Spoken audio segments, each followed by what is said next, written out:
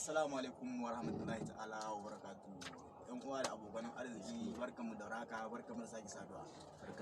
A baya mun muku bayani za mu fara sako muku sababbin waƙoƙinmu da ni da Muhammad Abubakar. Ranar sallah mun yi bayani mun huto mun yi wani ɗan ƙaramin bidiyo mun ce 18 da watan janvier mun ce za mu sako muku sabon waƙa mu misalin karfe 8 na dare.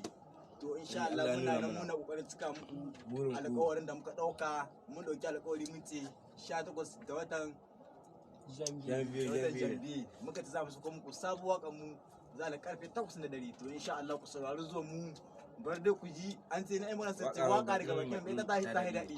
Mun ƙara muku cikin bayani. Gode da gabanuwa ga damar da gaskiya sosai. Masoya da farko